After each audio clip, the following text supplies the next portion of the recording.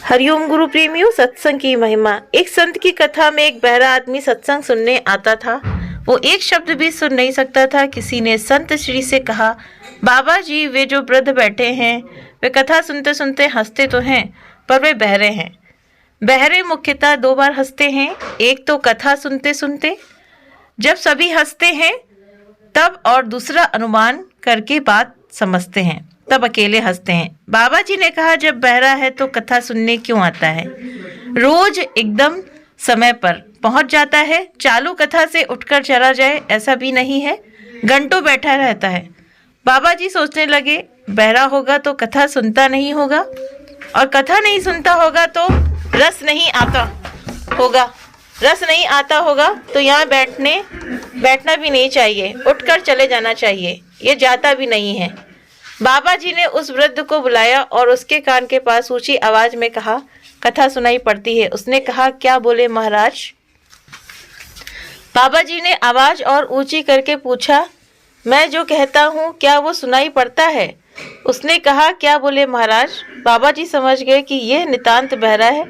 बाबा जी ने सेवक से कागज कलम मंगाया और लिख कर पूछा।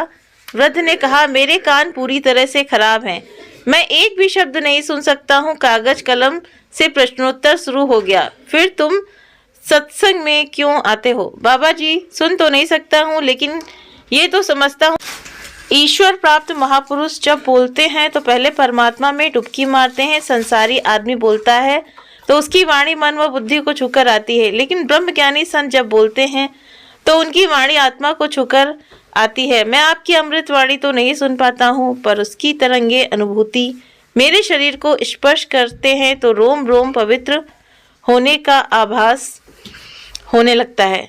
दूसरी बात यह है कि आपकी वाणी, अमृत वाणी सुनने के लिए जो पुण्य आत्मा लोग आते हैं उनके बीच बैठने का पुण्य भी मुझे प्राप्त होता है। तो बाबा जी ने देखा कि ये तो ऊंची समझ के धनी है। उन्होंने कहा, किंतु मैं ये जानना चाहता हूँ कि आप रोज सत्संग में समय पर पहुँच जाते हैं और आगे ही बैठते हैं, ऐसा क्यों है? तो उसने बताया कि मैं परिवार में सबसे बड़ा हूँ, बड़े जैसा करते हैं वैसा ही छोटे भी करते हैं। मैं सत्संग में आने लगा तो मेरा बड़ा लड़का भी इधर आने लगा। शुरुआत में कभी कभी वो बहाना बना के उसे ले आता था, मैं उसे ले आया तो वो अपनी पत्नी को यहाँ ले आया, पत्नी बच्चों को ले आई, सारा कुटुंब सत्संग में आने लगा। कुटुंब को संस्कार मिल गए। तो बाबा जी जो थे वो उसकी बात सुनकर बहुत प्रसन्न हुए और मन ही मन बोले, आज मेरा सत्संग करना सार्थक हुआ। तो यही गुरु भी समझाते हैं कि भगवत चर्चा, भगवान का भजन सुमिरन, संतों का सत्संग ऐसा है कि ये समझ में नहीं आए तो क्या सुनाई नहीं देता हो तो भी इसमें शामिल होने मात्र से कल्याण हो जाता है। तो इसीलिए गुरु भी कहते हैं कि एक घड़ी आधी में पुनियाद, तुलसी साधु संगत। तो ये जो दोहा नहीं है इसे चरितार्थ करता है कि एक घड़ी अगर हमें मिल जाता है सत्संग का, लेकिन हमें मगरूरी नहीं करनी कि हमारे पास टाइम है तो हम सबसे लास्ट में सत्संग जा रहे हैं। नहीं, ऐसा नहीं है। सत्संग समय से जाओ।